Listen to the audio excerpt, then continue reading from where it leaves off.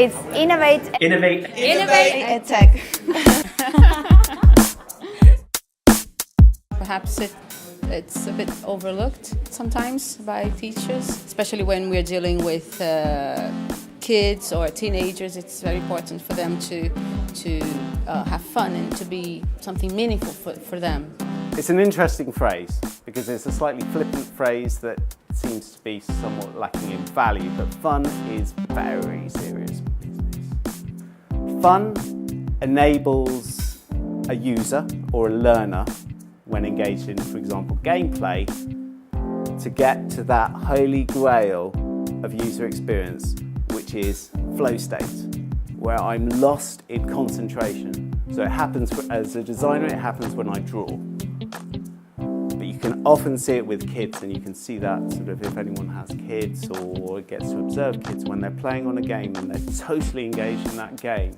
That is that sort of magical learning experience of total concentration, and it's very hard to achieve increasingly hard to achieve with digital devices, where our attention is constantly being moved across multiple different sort of focuses.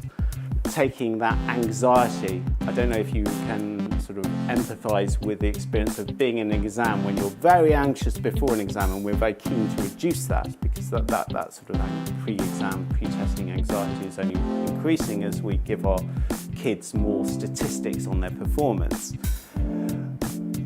But once you enter the flow state, that anxiety comes out of focus, and so it's an ideal state, and we really want to try and achieve that. So we're looking at games specifically as a way of assessing students' ability as an alternative to more traditional modes.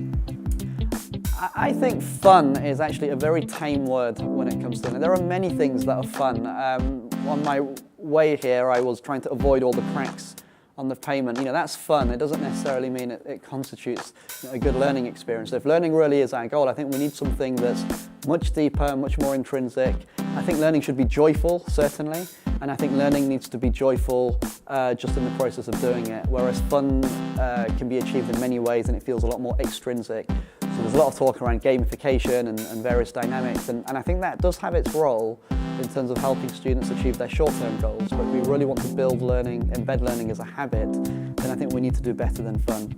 Creating an enjoyable environment around learning is super important, so that our association with learning is a positive one that carries on through your life. I was speaking to someone recently about whether tests should be fun, and it's not the first and foremost part of it.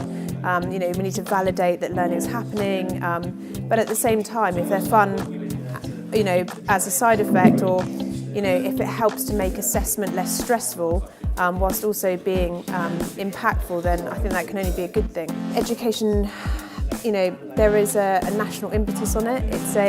It's a kind of global competition endeavour. It's about national success and obviously about measurement and return on investment on these kind of big policy-driven agendas. So there's a huge amount of stress on both schools, staff, working within a budget and that kind of thing. And obviously because of the numbers we're talking about, it suddenly becomes, or can become, quite impersonal. And so teachers are working very, very hard to try and be creative and be fun within this kind of necessary framework. But I think it's still a hugely important role, and lots of teachers do make it fun, and hopefully the students make it fun for them as well.